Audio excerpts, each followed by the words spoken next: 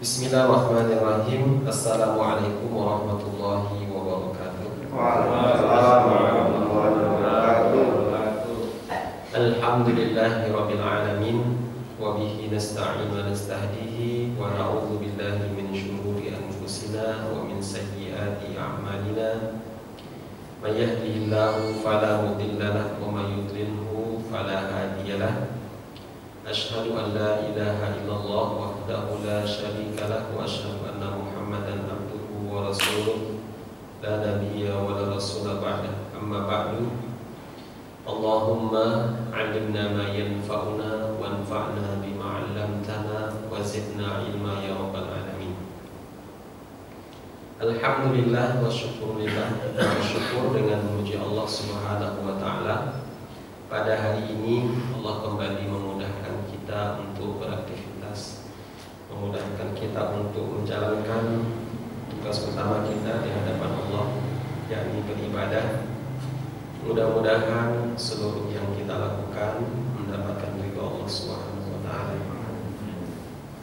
Salawat dan salam kita kirimkan untuk Nabi Muhammad sallallahu alaihi wasallam beserta keluarganya, sahabatnya, dan siapa saja yang istiqomah mengikuti sunnah beliau sampai yaumil akhir.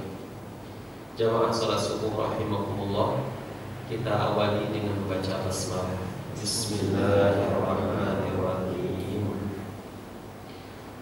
Kajian kita pada pagi hari ini dalam surat Al-Anbiya tentang Zunnun, tentang Nabi yang ada kisahnya dengan ikan yang besar, ikan paus atau ikan yang besar. Itulah Nabi Yunus. Allah Subhanahu wa taala berfirman dalam ayat 87 dan 88. A'udzu billahi minasy syaithanir rajim. Bismillahirrahmanirrahim. Wa dhannuni idh dhahaba mughadiban fa dhanna an lan naqdir alayhi fanada fi dhulumati an la ilaha illa subhanak inni kuntu minadh dhalimin. Fastajabna lahu wa najjaynahu minal gham wa kadzalika nunjil mu'minin. Allahumma arhamna bil Qur'an. Ini satu surat yang membahas tentang Nabi Yunus. Ada lagi dalam surat As-Saffat. Kemudian tersambung juga nanti di ayat keberapa dari surat Al-Qalam.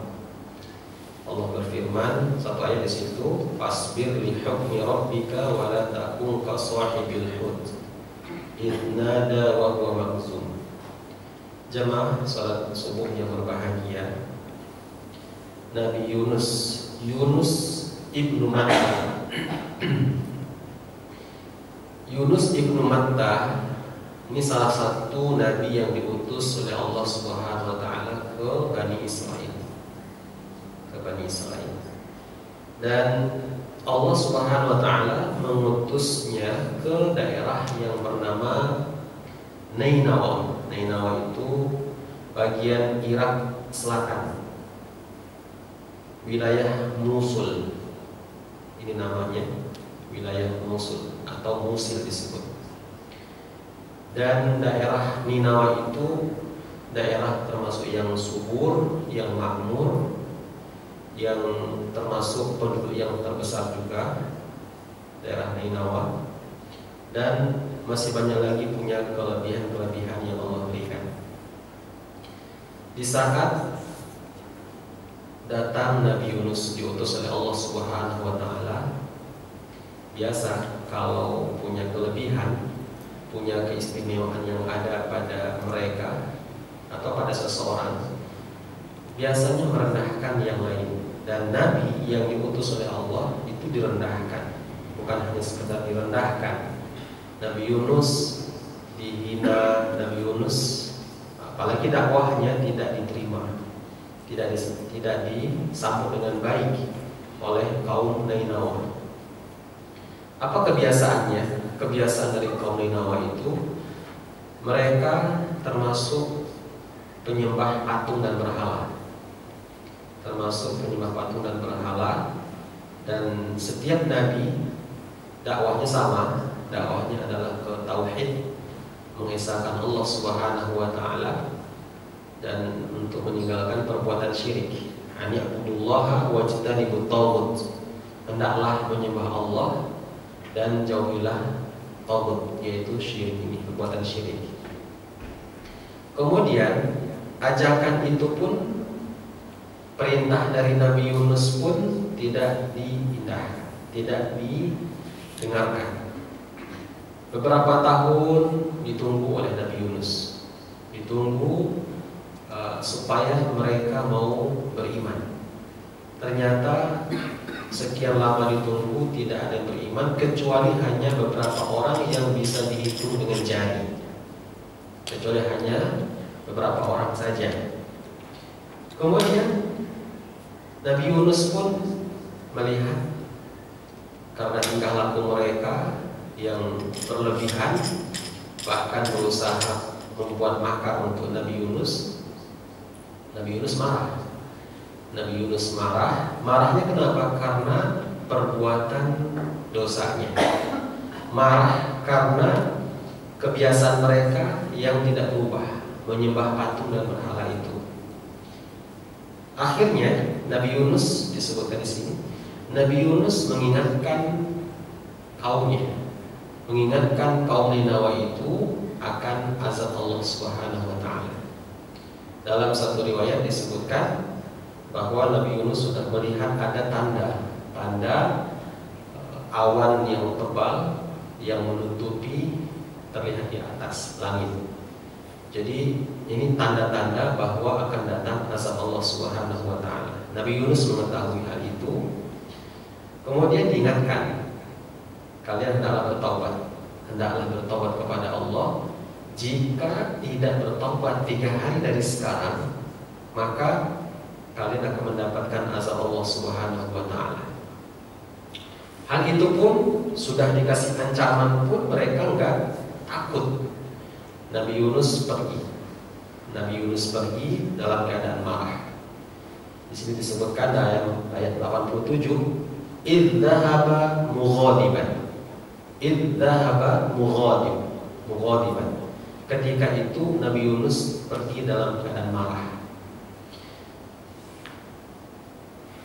Dan disambung di dalam surat As-Saffat, id abaqa ilal fulkil mashhur. Artinya ketika itu Nabi Yunus pergi kemana? Sampai ketemu dengan al-fulkil mashhur, yaitu kapal yang berisi penuh muatan. Kapal yang berisi penuh muatan, Nabi Yunus ikut naik kapal itu karena bermaksud hendak meninggalkan kaum Nainawa. Nabi Yunus mengetahui azab Allah akan menimpa mereka. Nabi Yunus pergi. Setelah masuk kapal, ikut berlayar bersama kapal itu, di tengah laut datang ombak besar, badai. Disitulah Nakhoda mengatakan, ini kalau nggak ada yang berkorban salah satu di antara penumpang, maka semua kita akan tenggelam. Maka gimana caranya supaya ada yang keluar menceburkan dirinya ke dalam laut? Dibuatlah undian. Disebutkan juga dalam surah As-Saffat, fasahama fakana minal mudhadhin. Diadakanlah undian dan ternyata kana minal mudhadhin, maksudnya Yunus orang yang kalah. Artinya setiap kali undian diadakan sampai 3 kali disebutkan. Yang pertama kali dibuat undian, keluar nama Yunus. Disepakati tadi siapa yang keluar namanya harus masuk, ceburkan diri ke dalam laut.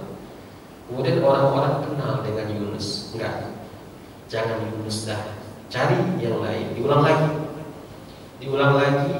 Yang kedua, ternyata yang keluar namanya Yunus lagi. Belum juga bersedia. Enggak, diulang lagi. Sampai ketiga kali nama Yunus terus yang keluar. Kemudian Nabi Yunus bersedia. Sudahlah, enggak apa-apa. Kemudian siap-siap masuk ke dalam laut, terjun. Disitulah Allah Subhanahu wa Ta'ala kirimkan ikan besar, An-Nun. Allah Subhanahu wa Ta'ala kirimkan Al-Hud. Jadi ada dua bahasa Arabnya, Al-Hud atau An-Nun. Kalau dalam surah Al-Qalam Allah berfirman, A'udzubillahi minasyaitonirrajim, fasbir li hukmi rabbika wa la takun ka sahibil hud. Ya Muhammad, bersabarlah engkau dalam berdakwah. Jangan engkau mengikuti jejaknya sahibil hud. Sahibil hud itu adalah Yunus. Yang dimaksud dengan sahibil hud adalah Yunus. Dalam ayat yang lain disebutkan An-Nun, ikan besar. Ketika Allah perintahkan ikan besar untuk menyambut dengan mulut besarnya ikan itu, di situ masuklah Yunus dalam perut ikan. Masuk dalam perut ikan. Fadhanna allan naqdiru alaihi. Fadhanna, lalu Nabi Yunus punya satu keyakinan, menduga. Zon itu maknanya lebih kepada keyakinan. Zon berbeda dengan syak. Syak itu 50-50 barangkali, ya 50%. Zon itu lebih mendekati kepada tingkat yakin. Fadhanna allan naqdiru alaihi. Lalu saat itu Nabi Yunus menyangka, menduga, meyakini bahwa kami tidaklah akan mempersulit dia. Artinya Allah nggak akan mencelakakannya, Allah nggak akan mempersempitnya. Itu makna dari fadhanna allan naqdiru alaihi.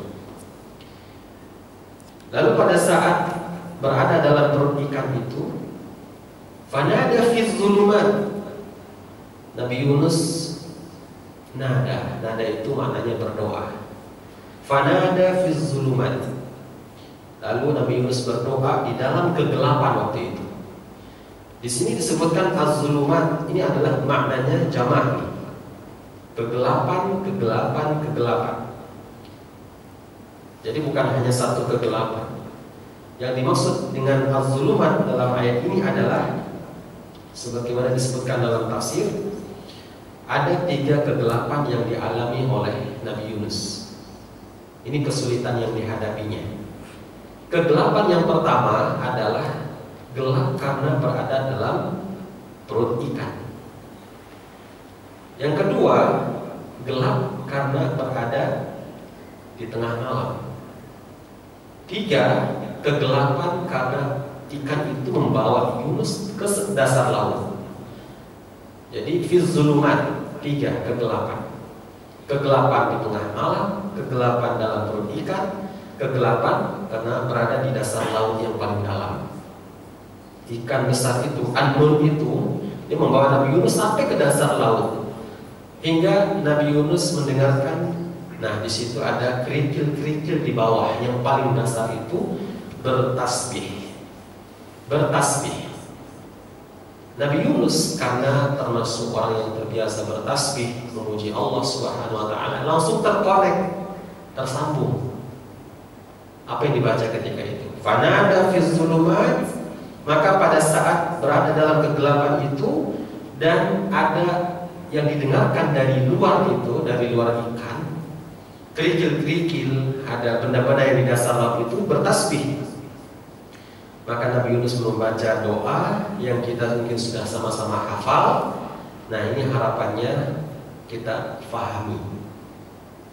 Apa poinnya dalam ayat ini? Kita belajar bagaimana kiat Nabi Yunus bisa keluar dari kesulitan. Mungkin kita sudah hafal doanya, cuma mungkin belum paham apa makna dari yang dibaca oleh Nabi Yunus itu. Jadi kita belajar apa kiatnya Nabi Yunus sehingga bisa keluar dari perut ikan itu dan dia selamat. Yang dibaca oleh Nabi Yunus adalah la ilaha illa anta subhanaka inni kuntu minaz zalimin.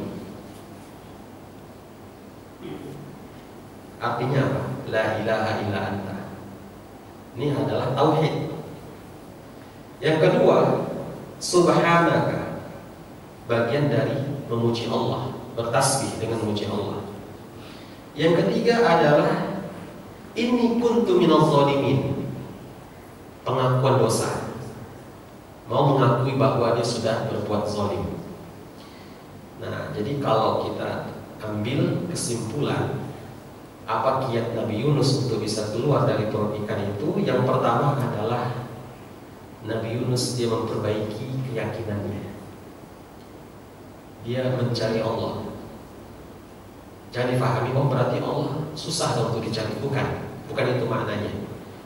Nabi Yunus berusaha memperbaiki keyakinannya bahwa memang Allah satu-satunya yang kita tuju. Tempat kita meminta itu hanya Allah Subhanahu wa ta'ala. Gak ada Tuhan yang lain. Gak ada tempat bersandar kita kecuali hanya Allah. Gak ada tempat bergantung kita kecuali hanya Allah Subhanahu wa ta'ala. Gak ada yang dapat menyelamatkan kita dari segala kesulitan dan musibah kecuali hanya Allah. Itu maknanya la ilaha illa anta. Jadi ketika orang itu punya kesulitan, punya musibah, setiap orang punya masalah dalam hidupnya macam-macam dan gak sama antara yang satu dengan yang lain. Allah berikan kesulitan, Allah berikan ujian itu sesuai dengan tingkat keimanan seseorang. Semakin baik iman seseorang, maka ujiannya pun juga semakin tinggi, semakin besar. Kalau imannya sedang, maka segitu juga. Allah sudah takar ujian itu. Kalau di bawahnya lagi imannya, maka segitu juga ujiannya.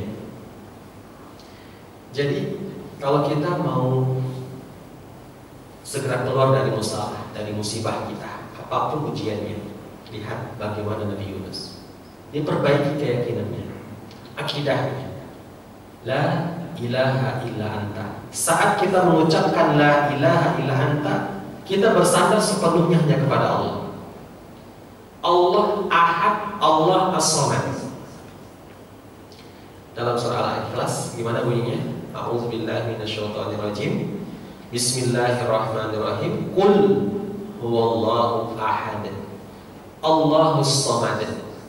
Di situ ada dua nama Allah, Al-Ahad dan As-Samad. Allah yang kita cari, cuma satu-satunya Tuhan itu. Walaupun dalam sebelumnya, sebelum mendapatkan ujian yang berat, dalam menghadapi ujian itu, walaupun sebelumnya kita banyak zalim, punya perbuatan dosa yang masih jauh dari Allah, di saat kita punya kesulitan, kita cari Allah, kita mendekat kepada Allah Subhanahu wa ta'ala. Allah senang dengan hamba yang seperti itu. Allah gak akan lihat sebelumnya kamu punya dosa apa, kejahilan apa yang kamu lakukan. Berbeda dengan makhluk, berbeda dengan manusia. Kalau manusia barangkali iya, dia akan katakan, tadi kemana aja lu? Dia akan katakan, pas lagi senang, pas lagi ada, kemana aja? Sekarang pas lagi susah, ingat saya. Allah Subhanahu wa ta'ala enggak begitu. Walaupun seseorang sebelum itu punya masalah, jahilinnya banyak sekali, dosanya, kesalahan, zalim dengan siapa saja, hukum Allah banyak yang dilanggar. Walaupun seperti itu adanya, dan di saat dia mendapatkan ujian yang berat dari Allah, dia kembali kepada Allah, meminta dengan keseriusannya, kesungguhannya, agar Allah Subhanahu wa ta'ala menyelamatkan dia. Allah akan dengarkan itu. Sampai orang-orang yang musyrik sekalipun, orang yang menyekutukan Allah, kita tahu dosa syirik adalah dosa yang paling besar. Orang musyrik, orang yang menyekutukan Allah, di saat dia mendapatkan ujian berat, dan saat itu dilupakan tauhidnya, Tuhan-Tuhan yang lain, yang diingat hanya Allah Subhanahu wa ta'ala, Allah akan berikan juga jawaban. Walaupun nanti setelah dia diselamatkan, diberikan bantuan, akan mengulangi perbuatan syiriknya. Allah tahu dengan hamba itu. Poinnya adalah ketika kita menghadapi satu ujian, musibah, ingatlah Allah. Ingatlah Allah. Bagaimana cara mengenal Allah? Kembali lakukan syariatnya. Kembali menjaga hukum-hukum Allah Subhanahu wa Ta'ala. Jadi tidak hanya sekedar kita itu mencari Tuhan saja, tidak hanya sekedar mengenal Allah saja, tapi kita ada satu konsekuensi yang harus dilakukan. Perhatikan hukum-hukum syariatnya. Rasulullah SAW pernah memberikan nasihat kepada Ibnu Abbas, sebagaimana yang dikatakan dalam sebuah hadis, bahwa waktu itu Ibnu Abbas yang dijuluki sebagai turjumanil Quran berada di samping atau di belakang Nabi SAW. Lalu Nabi berikan nasihat, ya gulam, wahai anak kecil, inni wa'allimuka kalimat, sesungguhnya aku akan beritahukan kepadamu ilmu, aku akan ajari kamu. Rasulullah mengajarkan ilmu kepada Ibnu Abbas. Apa ilmu itu? Ihfazillah yahfazka, ihfazillah tajidhu tujahaka, wa idza sa'alta fas'alillah, wa idza ista'anta fasta'in billah. Wa'lam anna al-ummata law ijtama'u ala an yanfa'uka bi syai'in lam yanfa'uka illa bi syai'in qad katabahu Allah lak. Walau ijtama'u ala an yadurruka bi syai'in illa lam yadurruka illa qad katabahu Allah 'alaika. Rufi'atil aqlam wa jaffatis suhuf. Yang artinya, wahai anak kecil, aku akan ajari kamu nasihat ini ilmu. Jagalah Allah, peliharalah Allah. Maksudnya adalah hukum-hukum Allah itu hendaklah kamu jaga. Perintah dikerjakan, larangan tinggalkan. Itu makna dari ihfazillah, jagalah Allah. Jangan dipahami, oh Allah masa dijaga sih. Bukan itu maksudnya. Jadi ada penafsiran. Makna dari menjaga Allah itu adalah hukum-hukum Allah itu hendaklah ditegakkan, dijalankan.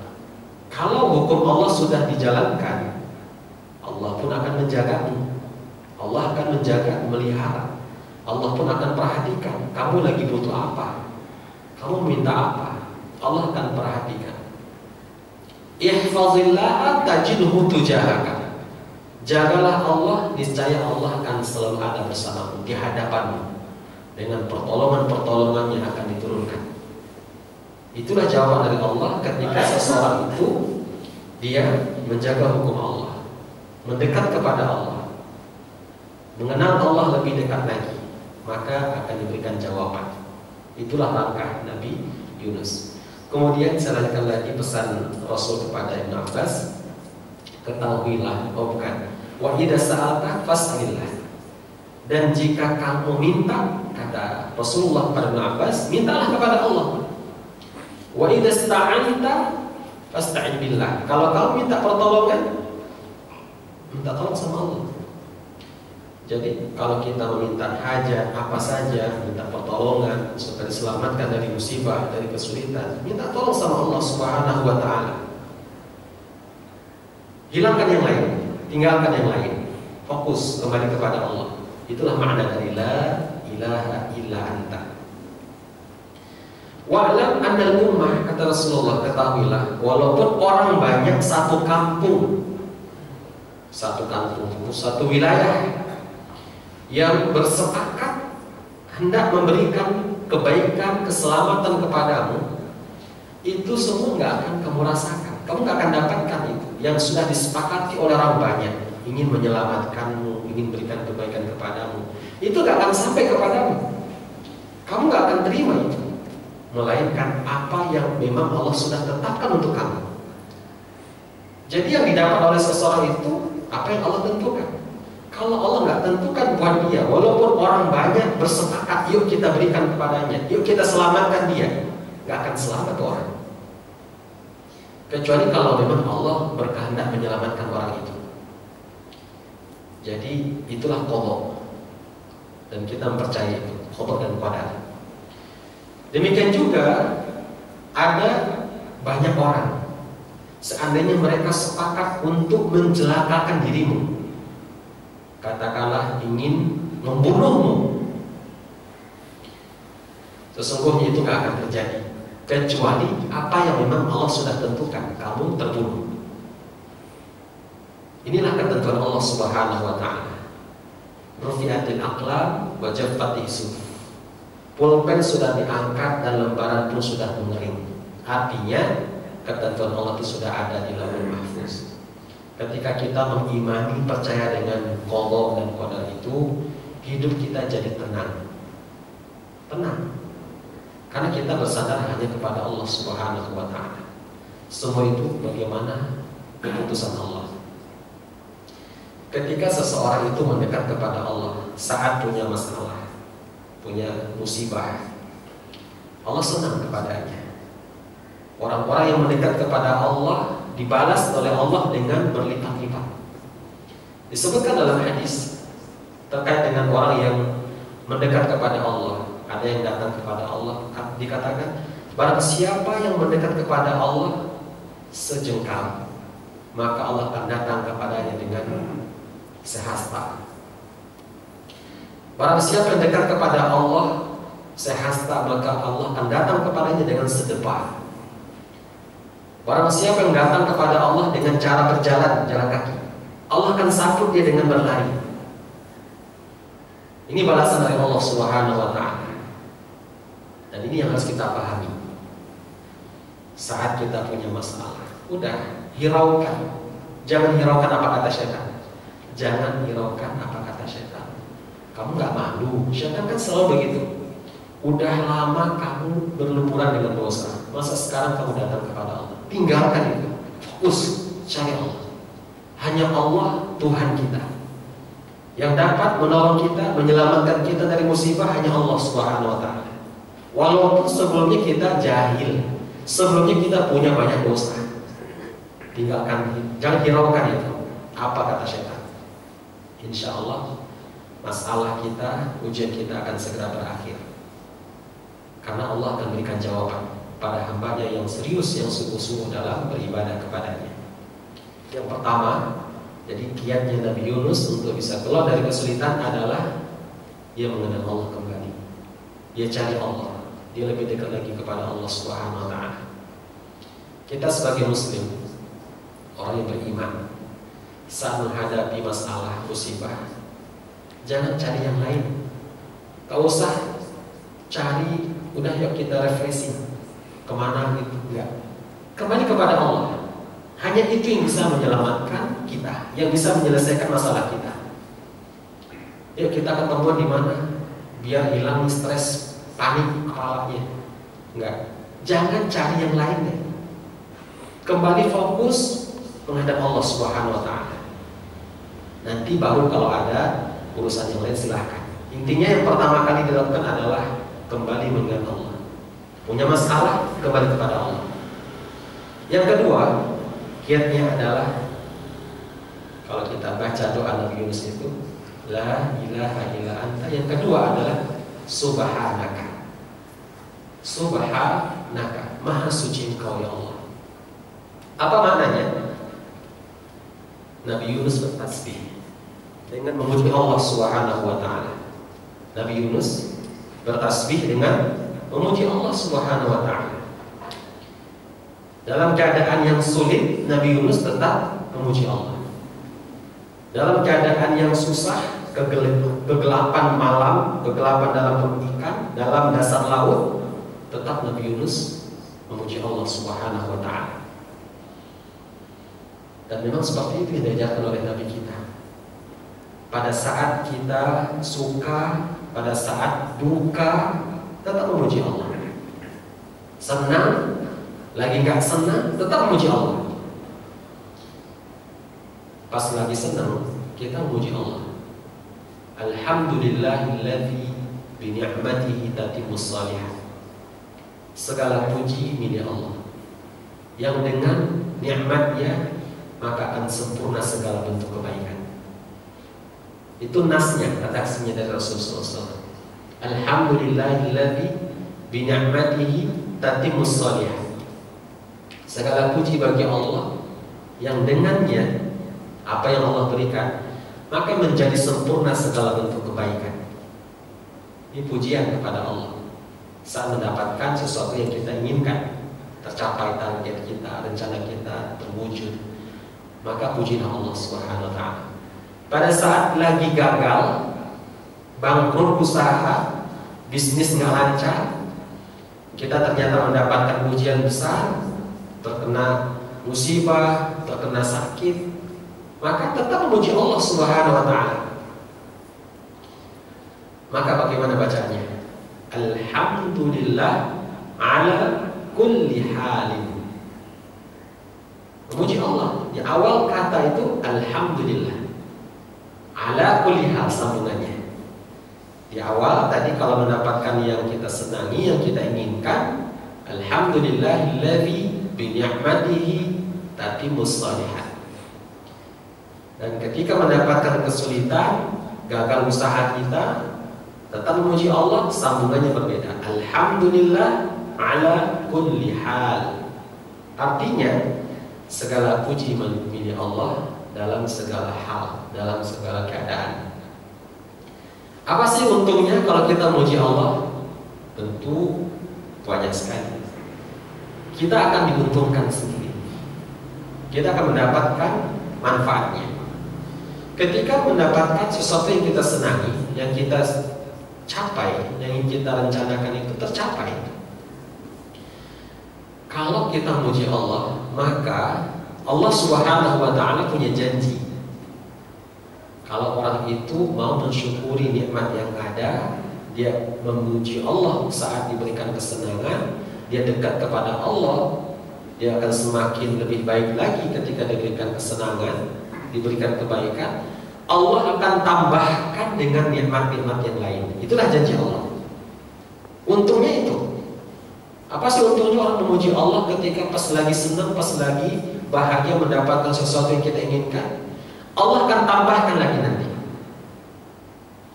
Kalau bicara ada untung, ada ruginya. Orang yang nggak memuji Allah saat diberikan kesenangan, apa yang ingin dicapai tercapai, lalu nggak memuji Allah, apa ruginya? Ruginya adalah apa yang Allah sudah berikan itu akan diambil kembali. Zatnya, nominalnya, jumlahnya, berkahnya diambil oleh Allah Subhanahu wa ta'ala. Karena orang itu ketika diberikan apa yang diinginkan, gak dekat sama Allah, gak memuji Allah Subhanahu wa ta'ala. Jadi itu gak akan bertahan lama, akan ditarik lagi. Itulah kerugiannya. Kemudian apa sih untungnya orang kalau mendapatkan musibah dia memuji Allah? Kalau orang itu mendapatkan kesulitan, ada ujian, memuji Allah. Ujian, musibah, masalah itu akan cepat berakhir. Itulah keuntungannya. Terus ruginya apa? Ada juga. Ruginya kalau orang itu pas diuji tidak memuji Allah, tidak dekat sama Allah, tidak bertasbih dan sebagainya, maka Allah pun akan biarkan dia punya kesulitan, terus saja kesulitan demi kesulitan, silih berganti, karena dia tidak pernah mengingat Allah Subhanahu wa ta'ala, karena dia tidak pernah memuji Allah Subhanahu wa ta'ala. Maka diharapkan seperti itu. Kita sebagai muslim, jika ingin cepat selesai dari satu masalah, dari ujian, pertama mengenal Allah lebih baik lagi. Yang kedua, memuji Allah dalam segala keadaan kita, apapun keadaannya, susah, senang, suka, duka, tetap memuji Allah. Kemudian yang ketiga, poin dari doa yang dibaca oleh Nabi Yunus adalah inni kuntu minaz zalimin. Inni kuntu minaz zalimin. Artinya sesungguhnya aku minaz zalimin, termasuk dari orang-orang yang zalim. Aku ini sudah banyak melakukan dosa, kesalahan, pengakuan diri. pengakuan diri bahwa diri ini sudah berbuat zalim. Ya Allah, aku sudah melakukan kesalahan. Coba kita lihat apa kira-kira kesalahannya Nabi Yunus sehingga dia harus dipenjarakan masuk dalam perut ikan dalam beberapa lama. Dalam riwayat ada yang mengatakan sampai 3 hari. Dan juga mengatakan pagi masuk dalam perut ikan sampai malamnya. Ada juga yang mengatakan 7 hari dalam perut ikan. Ada juga mengatakan sampai 40 hari dalam perut ikan. Ini pendapat yang masyhur, yang paling banyak dipegang oleh para ulama. Jadi lamanya Nabi Yunus dalam perut ikan itu 40 hari. Apa masalahnya Nabi Yunus sampai digitukan oleh Allah? Karena nggak sabar. Karena nggak sabar, makanya Nabi Muhammad diingatkan oleh Allah, ya Muhammad, bersabarlah kamu dalam dakwah. Jangan kamu mengikuti modelnya sahibil hut. Itulah Nabi Yunus. Karena nggak sabar. Nggak sabar dengan umatnya yang sudah bertahun-tahun didakwahi, ternyata yang beriman cuma hitungan jari aja. Beberapa orang nggak sabar. Sampai ada yang mengatakan di antara ulama, Nabi Yunus mulai seperti orang yang berputus asa. Harapannya putus. Wah, ini nggak ada harapan ini. Sudah bertahun-tahun dakwah ditinggal. Dan Allah Subhanahu wa taala belum mengizinkan Yunus untuk pergi dari kaumnya. Yunus sudah pergi duluan. Itulah kesalahannya. Kesalahan Nabi Yunus. Harapannya dengan mengetahui kesalahan itu, kita belajar. Jangan sampai kesalahan itu juga kita lakukan. Dan sunatullah akan berulang. Ketika kesalahan yang pernah terjadi pada umat terdahulu, pada orang-orang yang terdahulu kita lakukan, sunatullah akan terulang. Kita akan merasakan sendiri akibatnya. Gitu. Jadi ketika kita punya masalah, ingatlah kepada Allah kembali. Yang kedua adalah memuji Allah. Yang ketiga, ingat, akui kesalahan kita. Mengakui kesalahan memang berat ya. Ada orang yang malu untuk mengakui kesalahannya. Ada juga orang itu berusaha menutupi kesalahannya. Alhasil karena dia menutup kesalahan, muncul masalah baru. Dia berbohong, ditutupi dengan kebohongan lagi. Ya terus begitu, berbohong dan terus berbohong. Maka yang paling benar, yang paling tepat adalah akui kesalahan. Orang yang mau mengakui kesalahan, dia akan mendapatkan pengalaman. Sehingga setelah itu dia akan bangkit lagi, jadi orang yang lebih baik. Oh iya, kemarin itu salahnya di sini. Kemarin itu sebab salahnya terjebaknya saya di sini. Kalau mau mengakui kesalahan, kita sadar, oh itu salah saya kemarin, jangan diulang lagi. Maka dia akan belajar supaya jadi lebih baik lagi ke depannya. Itulah keuntungan orang-orang yang mau jujur. Mau mengakui kesalahan itu sebuah kejujuran sebetulnya. Dan dalam Islam kita memang disuruh untuk jujur dalam segala hal. Alaikum bisidqi, fa inna sidqa yahdi ilal birr, wa innal birra yahdi ilal jannah. Hendaklah kalian berlaku jujur. Mengakui kesalahan adalah sebuah kejujuran. Kesesuaian antara hati dengan yang di mulut. Kesesuaian mulut dengan yang di hati. Maaf, kebalik. Kesesuaian mulut dengan yang di hati. Kemudian kesesuaian amal dengan yang di hati dan yang di mulut. Inilah pengakuan diri itu. Sebuah kejujuran. Mau mengakui kesalahan. Dan ini gak semua orang bisa melakukan hal itu, kecuali orang-orang yang Allah berikan rahmat. Semoga kita semangat dalamnya ya. Semoga kita mudah diberikan taufik oleh Allah untuk menyadari, untuk mengakui kesalahan yang sudah kita perbuat. Kemudian terkait dengan apa yang dibaca oleh Nabi Yunus, apakah Nabi Yunus berusaha untuk meminta kepada Allah, keluarkanlah dari perut ikan ini? Sebagian ulama mengatakan ini adalah zikirnya Nabi Yunus, bukan doanya. Kalau kita lihat dari redaksinya, lafaz yang dibaca oleh Nabi Yunus, la ilaha illa anta subhanaka inni kuntu minaz zalimin. Apakah dalam 3 poin itu ada terselip permintaan, permohonan enggak? Jamaah, ada enggak permintaan Nabi Yunus untuk dikeluarkan dari perut ikan? Enggak ada. Tapi Allah Subhanahu wa ta'ala mengetahui bahwa Nabi Yunus berharap untuk keluar. Maka ada satu ungkapan, lebih utama zikir daripada doa. Zikir itu mengingat Allah secara luas, secara umum.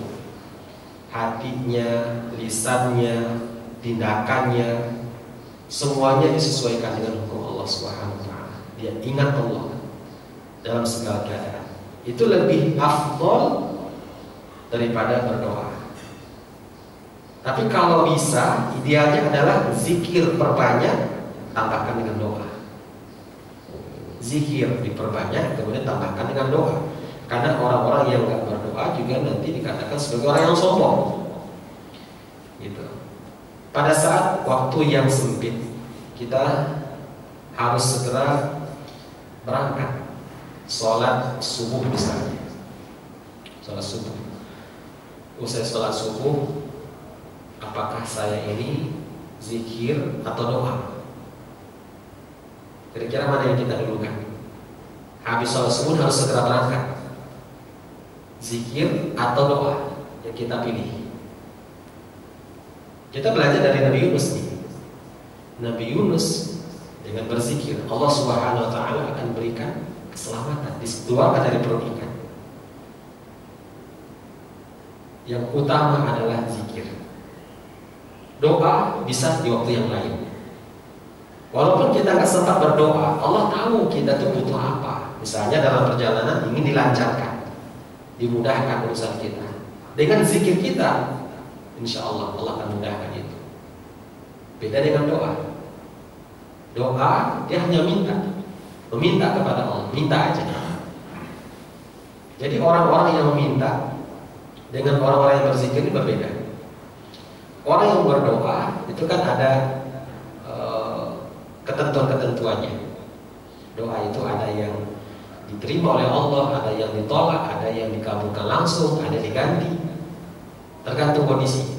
Sedangkan zikir dia minta, dia mengingat Allah dengan membaca, kemudian dengan melakukan, dengan melaksanakan perintah dan meninggalkan larangan, itu zikir.